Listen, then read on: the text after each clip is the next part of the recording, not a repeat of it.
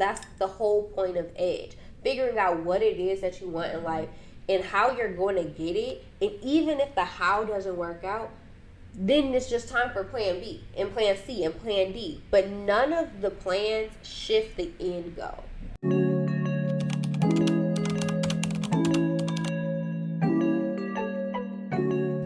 Welcome back to Evolving Still, the podcast. This is season 3 and we're officially in a new year. Today I have a very special guest that I will allow to introduce himself.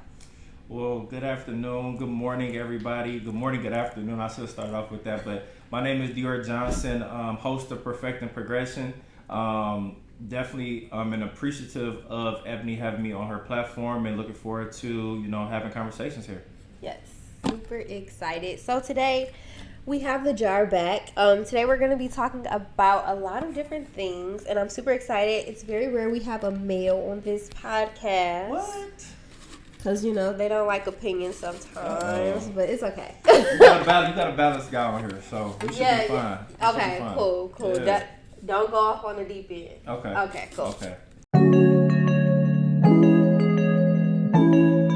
I'm a Michigan native, grew up in the Detroit area specifically. I played Little League ball, I played Pop Warner, and then I also developed more in PAL. That is, the Police Athletic League. I can't remember if that's the correct. I think so. I think that's what it is. But either way, kind of went through those different programs specifically. Also went through Sound Mind, Sound Body. That's a big camp here that was started up by Coach Blackwell. Definitely a great program for younger athletes to become young men, become young men as they grow and step into their passion behind football. Also, Rising Stars, shout out to Coach Williams. That's another program that I came up through.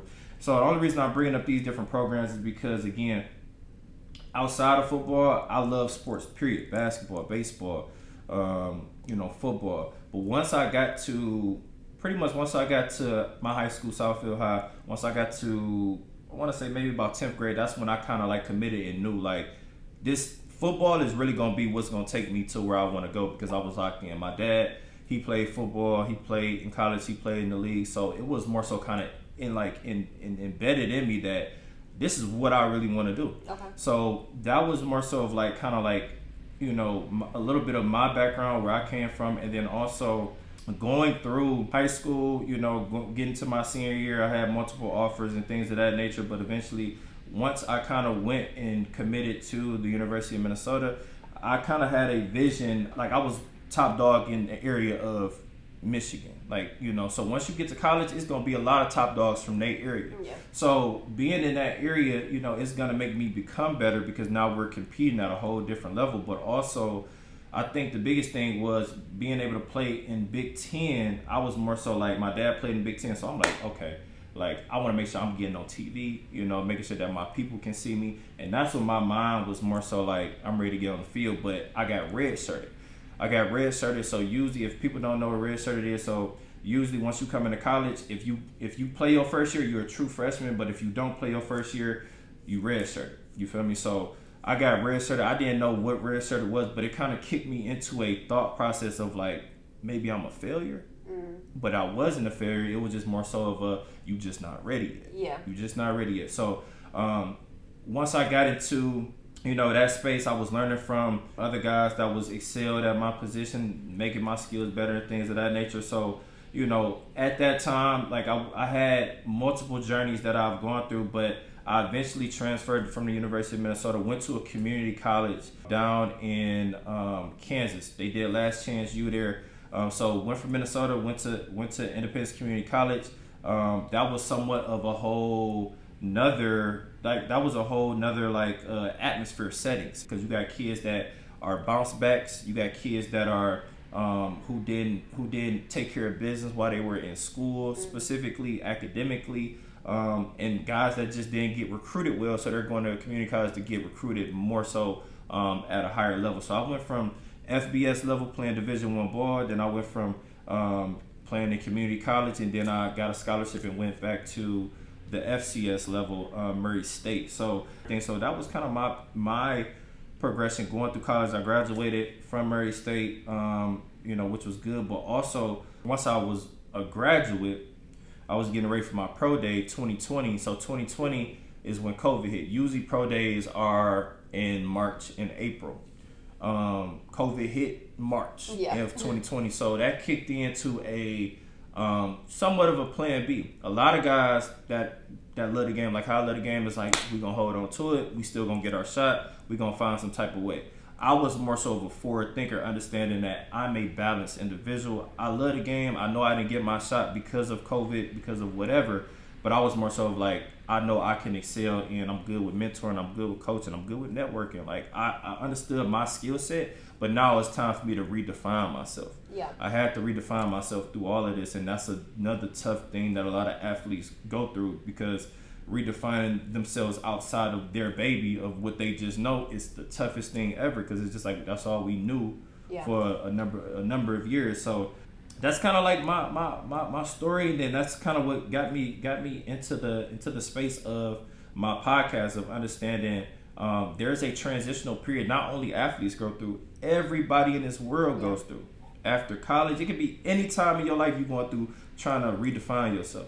So it kind of stuck to me, like, yeah, I'm an athlete. I got a big audience that I could talk to that is just like me, but I'm looking at it from more of a broader experience. Like, I can touch a lot of people with just interacting with people like yourself and other people. So I think that's what kind of sparked it. It took me a little minute to get around just kind of setting up the podcast and just going out and doing it. That's another thing I tell people. Just don't wait too long about something that you really want to do. Just go do it. Yeah. You gonna have failures within it, but you gonna learn. And now I can look back and be like, I'm in season 2 now. I'm good. And people kind of looking at me like, oh, like, you're a professional. But I don't look at myself like that. I'm still growing. Yeah. First question.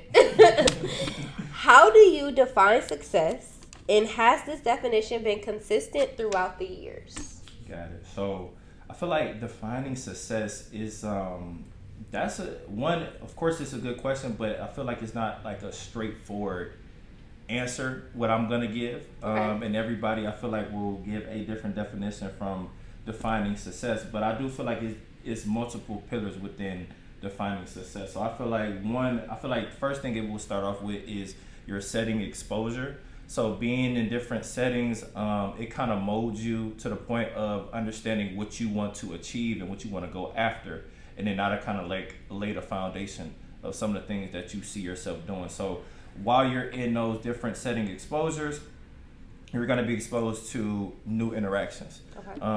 New interactions, people that you haven't spoke to, people that aren't your friends. That's going to help you, identify, some of the things that you're not used to doing, which is going to inevitably like help you grow, and develop as a person. So, I guess really to kind of bring it home as defining success, me specifically, I would talk more to seeing tough obstacles through. Again, you can have a easy route, easy way, and that can still be successful for many different people. But my success journey was more so learning things through tough obstacles that I thought that, like, man, like, this is what I have to get through. Like, I have to get up and grind, or more so specifically through sports. I guess I would more so talk more so too. So me defining my success is more so understanding the work that has to be put in, understanding like, things are not going to happen overnight. And with things not happening overnight, you have to have a strong mental to understand that what needs to be put in and who you need to look up to, specifically as far as mentorship as well. So success can fall into a lot of different buckets, but for me, I feel like it's more so around, I guess, accepting small wins too. So some people, we talk, I know, talking more so about the small wins versus the long-term reward. So understanding, like, it's a must for me, from when I look back at it, it's more so of a must for me to understand, like, taking one day at a time, taking those small wins, because they're going to amount up to something bigger and better down the line. So that's more so of me defining my success. Hopefully that wasn't long-winded. I probably can get a little bit more deeper on that, but that's kind of how I would break it down. Okay, that's fair. So I'm going to throw in a trick right now. describe what you think success is going to look like for you in 10 years. Like, what does life look like for you to say, okay, I am successful right now? What does that look like? Continuing on the journey, that I am right now. Again, like, this is a journey that I didn't necessarily see in the beginning, and I guess from the beginning, it was more so fixated around my achievement of wanting to play sports, wanting to excel in sports, wanting to get to the NFL. But I knew that every day comes with new obstacles. Every day comes with new things that you have to kind of balance specifically. So I feel like, I am a big advocate around not looking too far into the future, taking one day at a time, understanding that long as you're putting in the right effort and right work towards whatever goal that you might have professionally, or with family, doing things of that nature, I do feel like you're setting yourself up for success. Because I feel like if some people look too far down the line, they can get too far ahead of themselves. So 10 years, honestly, for me, Ebony, I feel like it probably might be too far ahead, maybe. Just because a lot of my journey has been small increment, like just take one day at a time, and then more so self-reflection of like, damn, like it's been five like XYZ years that I've been doing this. Now I can look back and say I'm here now. Yeah. If that makes sense. That's fair. That's how I would answer that. Okay, that's fair. Yeah. I asked you that because what I was picking up and what I think that you described well is that success is not a thing. It's not one thing that you're trying to achieve. It's more like a lifestyle, right? And so you talked about kind of like the small successes or the small wins building up to being a bigger thing, right? And leading to success, which I think is super important. But also I think it's important that you kind of are able to, again, I talk about this all the time, but pivot, right? Yep. Don't be married to this one idea of this is success. If I achieve this is success. Instead, you kind of keep it broad. And so I like that. That's why I was trying to trick you into going more into that. Yes. Okay. For me, I think success is kind of along the same lines.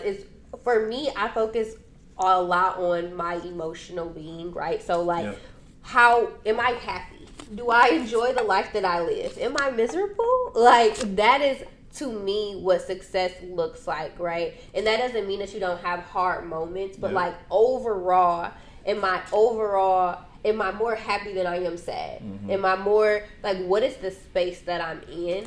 And as long as I'm happy and thriving and I am an emotionally well-rounded person, I think that I'm successful. So it's kind of the same thing. It's not a specific thing that I'm trying to achieve, but just more a being or a lifestyle. Sure. And also I wanted to give one more thing. I feel like if we had a almost like a success package, if somebody put a package together and said this is how success is supposed to look or whatever, and they delivered it to everybody that's in the world, I feel like everybody still would have some type of thought behind like, this is not the way things are supposed to be. Yeah. So I guess more so is what I'm saying is that we all have different journeys. Yeah. We all evolve differently. We all do things in our day-to-day lifestyle that are not similar to the other, but we still kind of come to the forefront of having similarities of getting through certain things. Yeah. So I do feel like, when we define success, I mean, it's all dependent on the things that person has gone through, but there are some key things that you can just kind of point out to help a person and guide them in the right direction. Yeah, for sure. Some people aren't worried about being happy. For example, they're like, I want money. And that's fair. Yeah. I mean, that if that's what you define as success, who am I to be like, that's not success? You know what I'm saying? If some people, they want to be very far in their career. Some people want to have a family. They want to get married and kids and all the things. Yeah. It's all different for everyone has to have their own definition, or it's not authentic. Because if I try to adopt your definition of success, I'm not really being successful. Right. I'm just trying to recreate what you think is success. Exactly. And I'm living for other people versus living for myself. So that's correct. Yep, I like that one. Yeah. So. Okay. Thank you for sharing. I think that your journey and just kind of, again, pivoting I say it I all love the that word. time. Yeah, I love that word. It's so important to be able to pivot and to not give up, right? Mm-hmm. You said a part of you getting redshirted, you felt like a little bit like a failure, or am I failing? And it's really just somebody else's definition of failing, right? Or something that you thought was success, and then you didn't, you moved the goalpost a little bit, right? But like, it's important to be able to pivot, and don't look at your pivots as failing, right? It's just something else that you got to do to get to the goal, right? Don't change the goal every time it's an inconvenience. Every time there's like you get a step back, that don't mean shift the goal. That means that you just got to work to figure it out. How else you gonna get there? And then at a certain point, which you did in your journey, you said, okay, this isn't, working. I'm in a different space. I'm in a different mindset. I'm a different person than I was my freshman year of college, right? I've gone through life, and then having a different goal. It's not failing. It's just changing and pivoting. Like, I think that's so important for people to hear, because it, like you said, it applies to people everywhere, no matter what sports, regular life, business, whatever. Everyone needs the ability to be able to pivot and be able to redefine success like you have. Yeah. And it's easier said than done too. It's definitely not easy. You gotta have those people in leadership. Yeah, we gotta be leadership. Somebody they can look up to that kind of helps them, through that process. Yeah, and I think it's very difficult, because I've had friends who have pivoted, right? And they said, I'm scared, or I just am not looking forward to other people thinking that I gave up. And I had to tell my friends specifically that I'm thinking of, like, well, they don't have to do the work, right? So just because somebody else thinks this is a failure, or just because someone else thinks that you're giving up, if you're not that, they're not the person that has to do the work. It just really doesn't matter. Yeah. I like that. Okay, next question. Thank you. Yeah. Okay, this one is a good one. Okay. What is your comfort zone, and what is your relationship with stepping outside of that space? This is a great question, because I think, we all have our comfort zone, but it's to the point of what we have created and what we have worked towards to get to that point of having a comfort zone. When I think about comfort zone, first off, I'm gonna go from the beginning, because it's very important. I'm a true introvert. I'm a true introvert. I started off as a true introvert. I still am, because even when friends love to be around me, because I feel like, respectfully, I have good energy. Whenever we go out or whenever we get around each other, we gonna have a good time. You know that. But I'm selective of that, because sometimes you might get around somebody, we just had a good time, and some people might not get that type of energy all the time. So it's like, let's double back, let's do this again. But you got to be selective of like, no, I'm good, I'm chilling, or whatever it may be. So I'm just more so in a space of like, again, like I said, true introvert. But as I grew and got in these different spaces of, learning from other people, or just kind of knowing things that I liked that I didn't know I liked. That was more so things that made me become more so of an extrovert. I was introvert into an extrovert, because this is stuff that I like. This is stuff that I'm creating as I'm learning, and this is gonna more so like create some of the things that I consider peaceful. Peaceful, because that's my energy. So the pillars of that is one, you have to understand to know when to protect your peace. That is really big in my perspective, because I feel like if you're not being protective of your peace, then you're being very, very unaware of just things that can stress you out or bring anxiety and things of that nature. So, selectiveness, energy, and then also, what I was going to say too is just knowing that your comfort zone is something that can derail you as well, to a degree. You being so comfortable is not always a good thing. Like, you have to understand where that threshold stops. Like, you have to understand what comfort zone are you willing to get out of to become a better person, to develop better, and things of that nature. So that's kind of how I would give it. That's a great question. Comfort zone, I think we all have comfort zones, but to a degree we have to get out of those comfort zones to create a better environment, through things of that nature. So that's kind of how I... Yeah, I think Well, one, when you were talking, it brought me to when you're talking about comfort zones and how, like, you can get too comfortable. I automatically start thinking about when you are too comfortable, you like lack awareness. So, like, we're going into girl world here, right? But there's a thing in girl world where, like, they say, they say, like, oh, if you're like with your boyfriend or your partner, like, you turn your brain off because you're comfortable, right? Yeah. So, like, I'm just like living life, like, I just show up, nothing, I don't have anything, like, that's a part of being comfortable, but you can't do that all the time, right? Sometimes you got to use your brain. So it's the same thing of, like, you have to be able to have spaces. I think it's important for you to have spaces in life where you can do that. Yeah. And it's the same thing for men when, like, a woman is creating a safe space for them where they don't have to wear this, like, tough exterior, right? They can be kind of more like emotion. I don't know why men don't like emotions, but, like, they can be just more authentically like themselves, and they don't have to feel like they are protecting themselves and everything like that. It's the exact same thing. And it's important for you to have those times in your life, even for if you take it out of relationship, like your parents, right? Like, I'm gonna call my mama regardless, because that's my comfort zone, that's my safe space, and I need her to be here to operate like that, right? But I can't get so comfortable that, God forbid, one day she's going to go, and, like, what am I gonna do? So you always have to, create and make sure that you have those comfort zones and comfort spaces, but also be able to pick yourself up and turn that awareness back on and step outside of that comfort zone. For me, I think my comfort zone in general, if I'm picking, like, a physical place, it's my room. Like, my room, I can do everything I can eat, sleep, study. Like, people are like, how do you study? I'm in my room. This is where I feel most comfortable.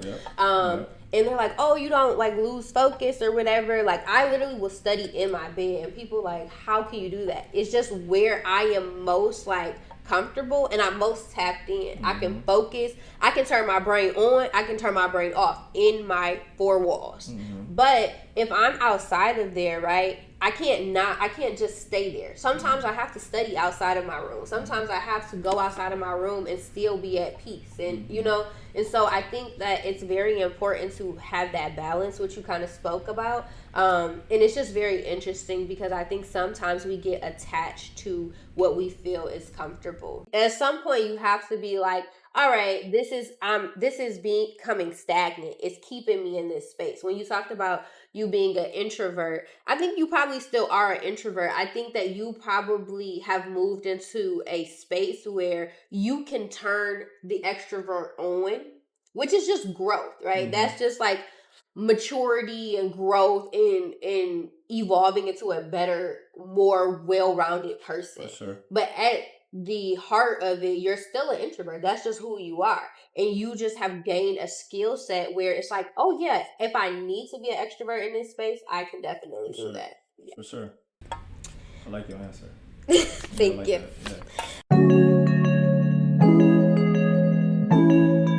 Okay, so the next question is there ever a point where you feel like one should stop seeking progression? I feel like this is a good question, but in my mind, as soon as I heard that, I'm like, what? Like, ain't no way somebody can just think that. But at the same time, I mean, I think that, I would say like that. I would say no. Like, there should never. You gotta stand on. Yeah, I'm a stand on. I'm just trying to. I guess I'm more so trying to like speak. I'm trying to help out the audience, but I'm gonna speak more so from. Yes, just tell me what. So, tell me you. So I feel like, when we talk about, seeking progression, I do feel like being complacent, that's something that I like harp on of like not, again, I procrastinate. I am a procrastinator, but I'm not like complacent. I'm not complacent with just things that I do, and I'm being comfortable with just being in that comfort zone. Like that comfort zone of just not seeking progression, that energy is just not warranted for me. Like, I don't want to be around that. It's somewhat going back to what you kind of talked about, a little bit with just being in the women's space. If we talking more so from the relationship deal, it's more so just like, yes, like seeking progression can look like many different things for a lot of different people. But I feel like if you and your partner are bettering each other, pushing each other to like kind of move forward and grow with each other, I do feel like that is in a space of just, not being complacent. You guys are like, helping each other be better individuals and be more developed in many different areas that you weren't before specifically. Okay. So I would say that. And then also one thing I heard from Inky Johnson, he's a motivational speaker. People should look into him. But he was talking about agile preparation and movement. So pretty much being agile specifically towards seeking progression. I do feel like there's going to be a certain time where you're going to have to, it goes right back to what you said, like pivoting. Understanding like you have to maneuver around certain things, and being agile in these areas will make you, I guess, see a clearer picture specifically. Okay. That was long with it. I'm sorry. No, it's okay. It's okay, because I made this question specifically because I know that you are about progression, right? Mm-hmm. So I wanted you to have that reaction, like, what are you talking about? Why would you stop progression? Yeah. But for me, I think from the mental health space, right, it's always important to rest. Right. And there's always important to maybe not stop progression all the way, but to pause. But and that is progression to me. If you're resting, that is like, because if you don't get the necessary rest that you need, you're declining. Like, right. So if you get the rest that you need, now it's like, okay, right, you're giving yourself the right energy to continue to progress. But that, even though you said pause, you are progressing while you're resting. Yes, I agree. I agree. And so what I thought about when I was thinking about this question and how I would answer it was exercise, right? So I exercise a lot, and over Thanksgiving break, I went out of town, so I didn't exercise for like 5 days. Yep. Typically, I'm exercising like 4 to 5 times a week. Really, because it's a stress reliever. People think that I'm training for something. I am not. I'm just stressed. So I took like 5 days off of exercising because I was traveling, and about the 3rd day, I was like, oh my God, I feel so much stronger. Like, I'm not aching, I'm not in pain, because I literally live in pain. Some part of my body hurts every day because I'm always constantly working out. And it was like the reminder, like, yeah, you actually need to rest. Sometimes you just need to do nothing. And like you said, it does kind of sneakily become progression, because when I came back, I'm like, the best I've been all month because I have all this energy. I'm just feeling better. I'm not in pain, so I can really, push my muscles to the max, whatever. But it's important to have both things, right? And don't be so focused on progression that you're halting your own progression, right? It's one of those things. You have to have the perspective that you have, which is resting and taking those breaks are contributing to the progression and contributing to the forward motion. And I also wanted to say this too. I'm gonna be honest, I hate when people say like, you working out, that's good that you working out. Whether it's how many ever days you choose, you're finding your groove, and then you can kind of increase that as you go. But what I was gonna say is when people say, are you training for something? People, as you get older, health is wealth. So you can go on walks, you can find you a trail, like that's a workout. But just because you see somebody extensively doing something that you're not doing, is not necessarily you shouldn't look at it as, are you training for something? It's more so just I feel like, even though you talked about stress, I feel like you working out probably makes you feel good. You know, it makes you feel good. It makes you like more motivated going towards your business or school. Like, sometimes, yes, it is a stress reliever, but also it's a motivator too, just to be like, I'm on top of my stuff. So that's what I want to kind of. I appreciate that. That's why I was doing a little head nod, because it is important. And like, I have become very conscious of what I say to people, because now that I'm, in this med school place, I think about people being sick and health deteriorating all day. Yep. And I'm like, okay, I don't want to bring that negativity to people's lives, but it is very true that like you work out so that you can be healthy and that you can feel better, right? A part of me, even with stress, is like for me to be mentally healthy. And the thing that I love about exercising is that you are almost surprised by like how strong you are, and like it like plays with your mind a little bit, because you're like, oh my god, I can't believe I did this, or you hit a result, and it becomes almost like addicting because you're like, oh my god, I didn't even know that I could do this. So things that I do typically don't really require a lot of extra equipment, right? So like I love yoga because you're just using your body. It's literally only you. It's you and a mat. It's somebody speaking mental in a yoga voice. It's mental too. Right. And so you have to like literally you have to use your legs or your arms to be able to do it. There's nothing that's helping you. It's literally a mental thing, right? And even with strength training, you have to have a mind-body connection. And so it really is an exercise, not just physically, but mentally, no matter what type of exercise you're doing. For sure. But I appreciate you, you. defending me, because what do you mean, what am I training for? Like, that's so crazy. I can't just want to be healthy. Yeah, hopefully that helps. I feel like that was just, as soon as you said it, it just sparked something in my mind. I'm like, what? Like, nah. Yeah. See, this is why I needed you here. Okay. Next question. How would you define your edge? Okay. And what is the thing that allows you to write your own story? So before you answer this really quickly, I'm going to tell you that Edge is a journal that I have. It's one of my best-selling journals. It's Explore, Dream, Grow, and Equip. And if you do those things, right, you are basically giving yourself the tools to write your own story, right? So your edge is something that kind of is specific to you. It's personal, but it's allowing you to create the life that you want to live. Yep. I'm glad that you have a journal for people to kind of connect within that space, because again, I feel like trying to figure out your purpose, trying to figure out, whatever space that you're in, eventually people will find it. But now that you have something for people to kind of reach out to, I do feel like that is something that's very big for you to do within your offer services. So I'm giving you your props on that one. And then also within defining my edge specifically, I do feel like I think I'm going to start off with just kind of talking more so about just, perseverance specifically. So I do think, with me defining my edge, I feel like just a lot of things that we go through in life is going to be somewhere in your journey or in your story where you have to persevere. And if you don't, which is fine if you don't, but it's going to be some lesson within that you're going to have to learn. Like God is trying to teach you something right now. He's trying to teach you something, and if you're not willing to accept it, then it's just more so going to be a reoccurring thing that's going to continuously come up that is like a lesson. Like you're still not getting it. So it's going to come in different variations. Yeah. A lesson is not going to just be that same thing. But oh, I get it now. It's going to be in different variations for you to really break down and analyze for yourself. So I do feel like, me defining my edge has had me go through many different obstacles for me to persevere through, for me to understand what I flourish in when it comes to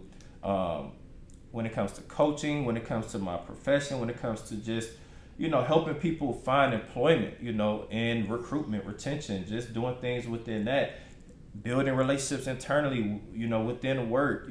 I do stuff like that for me to kind of be like, okay, like this is what I excel in. This is my niche. Yeah. And now it kind of spills over into my business. So now that it spills over into my business, which my business wasn't a business before, but it was me being true to myself, of what you talked about, me being true to myself, which helped me find my brand. Now that, you kind of see the type of person that you are, how much impact that you can have. Now it's more so like, let's find the target areas to capitalize on. Okay. That's the biggest thing. So me figuring out my edge is somewhat going through those obstacles, and then also talking about journey reflection. So going through those obstacles, that's good that you got through them. You can definitely just be like, man, I'm glad that I got through that. But as you go through your journey, I think it is a time and space for you to pause and reflect and be like, man, because it's somewhat to a degree, motivation too, of like, man, I got through this and this was very, very hard, and I didn't think once upon a time this is going to happen, but I'm reflecting now for me to propel even further down the line. So that'll probably go more so towards your first question. I think about or the trick question, the 10 years. Where do you see yourself in 10 years? But it will go more so towards that of just reflecting of like, I know I'm gonna get to where I need to get to in a positive light down the road in 10 years. But right now, I'm worrying about right now, and then I can reflect within the past 10 years of like, that's what I did. Okay, I know I can do even more in 10 years, but I ain't gonna worry about it right now. Yeah. So that's how I would do it. You formulating your edge, your purpose. Through that, it will transform too. So, of course, you're gonna define your edge. You're gonna ask me that right now. I'll have the answer for you right now, but it's also gonna change. It's also gonna change over time. Yeah. Yeah. So that's evolving still. Like, that's a great name. That is a great name. You can always evolve. You can always evolve. Yeah. Yeah, I love that. I think that when I really heard you say is perseverance, or what I call not accepting no as an answer. That's what it was. Yeah, I remember you talking about that. Like not accepting no as an answer. Also pivoting, right? Not being married to just one thing is very important. And then reflection, right? Those three things is what really gives you your edge, right? And so for me, I would agree with those exact things. I think introspection, right? My ability to think about how I am in situations, or like, what did I do? What could I have done better? Like, always asking the questions about where I am and how I feel is my superpower, right? Because it allows me to be very, like I said earlier, I was like, no, you got to say what you want to say. You got to stand on it, right? You have to. It makes me be able to stand on whatever it is I say, whatever it is how I felt. I know that that's exactly how I felt in the moment, and I know that I can take that information to go forward and do something better. I think the only thing that I would add, which you kind of talked about, is for me, it's my willingness to always be a beginner and to always learn. Like, I love learning no matter what, in any space. It's always something that I can pick up. So I feel like it's so important for me to, like, no matter what I'm doing, I'm like, what can I take? What can I bring for me and I can use later on down the line? And also being a beginner and being like, okay, I might not be good at this, or I might not be, I might not know exactly how to get to where I want to go, but I'm okay and I'm willing to try and put myself out there until I can figure it out. Yeah. And I wanted you to, I wanted to hear it from you, and more so in person, but the not taking no as an answer. Yeah. I wanted you to talk a little bit more about that. Like, I wanted to hear it from you. Yeah, so it's actually advice my sister gave me. She was like, and I might have been in high school. She just was like, you never let nobody tell you no. Because there's always going to be someone who's going to tell you yes. And there's always a way to do whatever it is that you want to do it, right? You just don't know exactly how you're going to be able to do it. And you don't know, how... like, who has the key to what it is that you're looking for, right? So always be curious. Always ask questions.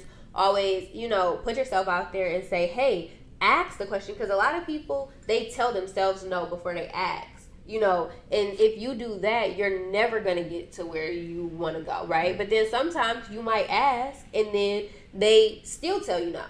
Do you just give up and be like, well, it was a no. No, you just have to find another way. So always basically being creative, and it's perseverance, really. Like, being able to say, you know what, this may not have been the way that I'm going to get there, or this is not the way that I, am going to get the thing that I'm looking for, but I'm going to continue to look for it. I think that my ability to never accept no is what pushes me in rooms. There's no way that I decided that I wanted to be a doctor my freshman year of college, where I hated science, right? Like, I hated science. There's no way that journey is going to be a straight line. It's no way. And so it's like, is this what I want to do? Yes. Okay. And so I don't know how I'm going to get there. It just means that I have to continue to work and continue to push forward until I get there. And I even if I change, if, I woke up one day and say, you know what, this doctor thing isn't for me, right? I'm not accepting anyone else's no. I'm changing my opinion for myself. It's something that has changed and shifted in me that was personal, that's put me on a different path. But I'm never going to accept no from somebody else. I'm never going to let somebody say, oh, your parents aren't rich enough. I'm never going to let anybody say you didn't go to the best, the private schools, right? Because I went to the best public schools, but when you're competing against Cranbrook kids, it's different, right? It hits different. I'm not going to allow that to be a no for me. And so you have to really decide what it is that you want in life, right? That's the whole point of EDGE. Figuring out what it is that you want in life and how you're going to get it. And even if the how doesn't work out, then it's just time for plan B and plan C and plan D. But none of the plans shift the end goal. Okay, I think we're on the last question. Okay. What would you say is the greatest lesson you learned along the journey? This was a good one. But the greatest lesson is more so of understanding that you're not invincible.